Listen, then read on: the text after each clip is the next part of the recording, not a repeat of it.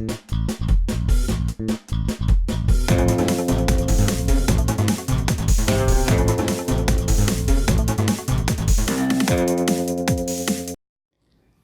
Literary Magazine is probably the last place I would visit if I were to find an enjoyable short story to read.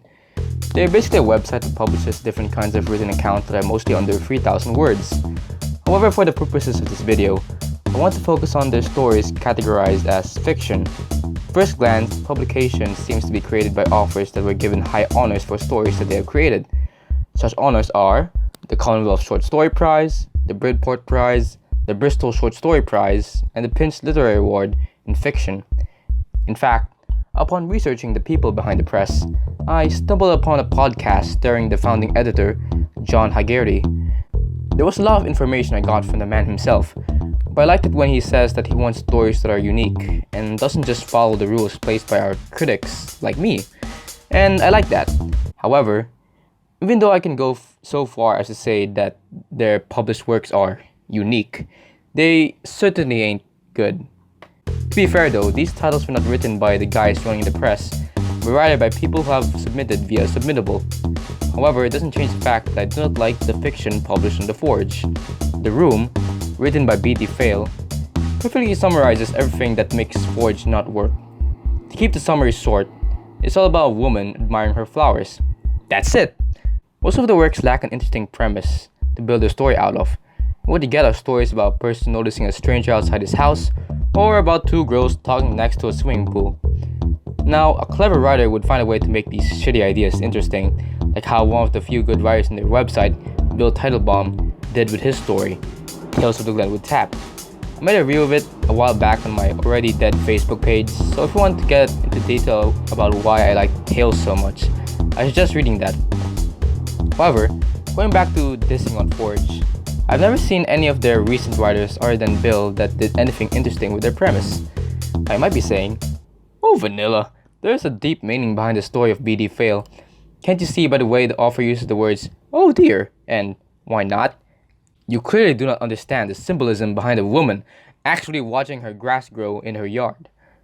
Well, you see, as much as I really want to watch the paint dry on this wall, I might as well answer that query by talking about the topic for today: purple prose. Purple prose is defined as prose that is too elaborate or ornate. Think of it as writing poetry with all of its fancy metaphors and other figures of speech, and using these devices in detailing certain parts of the story in replacement for the conventional adjectives and adverbs that are just way too simple. Critics tend to hate it when this element is shown in the narration because it just complicates the reader's understanding of the plot and does nothing to help immerse them into the story's environment. However, to me personally, I think that authors can use it to their advantage in crafting the right tone for the work. Take, for example, my favorite novel of all time, 4321. I can name a few reasons why I personally think Paul Auster's recent work stands out from the rest, but I want to highlight its use of purple prose. To show you how it handles poetic narration, I want to give you an excerpt from one part of the book, when one version of the main character in the book, Archie Ferguson, had just broke up with his girlfriend, Amy Schneiderman, lost a new girlfriend named Haley Doyle, and was about to be forced to visit the violent Attica prison to interview a superintendent named Vincent Mancusi. Ferguson didn't want it anymore. He was burned out and ready to give up. And after telling himself he was finished half a dozen times in the past 8 or 9 months, and then not doing anything about it, this time he wasn't going to back down. He had come to an end of what he could endure. Enough of Rochester. Enough of the paper. Enough of having to live with his eyes permanently fixed in the dark world of meaningless wars and lying governments and spying undercover cops and angry, hopeless men trapped by the state of New York. It wasn't teaching him anything anymore. Again and again, he kept learning the same lesson, and by now he knew the story by heart, even before he sat down to write it. Rien ne va plus, as the gamblers in Monte Carlo were told when the wheel was about to spin again. No more bets. He had put his money on number 0 and had lost, and now it was time to get out. It is dramatic storytelling, of course, but in relation to what really is happening in this part of the plot, the situation was begging for a story to be told this way. This is supposed to portray Archie's lowest point in life, and if I have just said Archie had enough of the world, period, it wouldn't really have the same emotional impact when compared to the way Auster writes novel. But going back to Forge, What did they fail to do in which Mr. Auster succeeded on? Well, let's go back to BD Feil's The Room, especially the part when Charlotte took a step back to look at his lawn filled with hydrangea. When she walks her yard or stands in the street and looks back, Charlotte sometimes sees her cat Penelope in and out of the hydrangea, flitting from island to island, serpentining among the bases, mostly staring from just under the leaves. Penelope had round eyes, not feline eyes, which always made her more of a person to Charlotte when she was a girl. Penelope was Charlotte's cat when she was 12 and during those uncrowded years on either side of 12. When Penelope died while Charlotte was away at college, her father promised to find room among the hydrangea to bury her, although Charlotte was never sure if he did. Now she sees Penelope in her own hydrangea at her own house, and that's fine.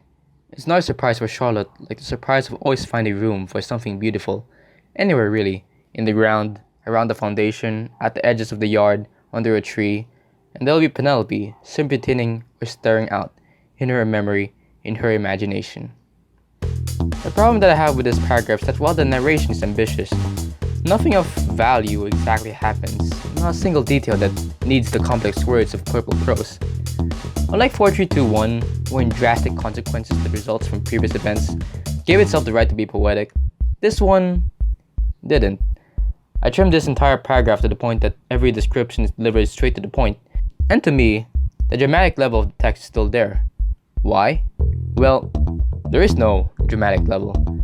It is trying to add an emotional payoff to something that wasn't given enough build-up. No mention on why we should care for Penelope from any of the previous sentences. Everything about this cat is given to us in one bite-sized paragraph. But some of you might be asking me, well, it's a short story, Vanilla. The writer cannot make long, complex plots in just 4,000 words. And yes, you do have a point there. It would be a miracle if fiction as small as this can use purple prose as a way of effectively ending the story, character arc, or in this case, a subplot. Therefore, there must be another reason why the author decided to use purple prose. And indeed, there is an alternative way. Highlighting. And even that fails to do. This brings me to my next complaint, unimportant details. What I've noticed when it comes to purple prose is that it accentuates the things that must be remembered. Like for example, this previously mentioned paragraph in 4321 emphasized on Archie's struggle to find comfort in his life.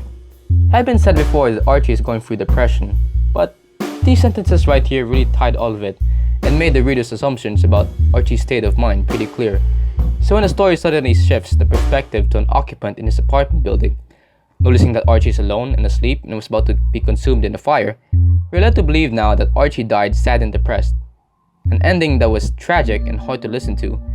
Yet we know that it would come to this, considering that the book had reiterated his miserable life for the last few chapters. Now let's go back to the other paragraph. When was the cat brought up again? Only once. It was when she compared her children to Penelope.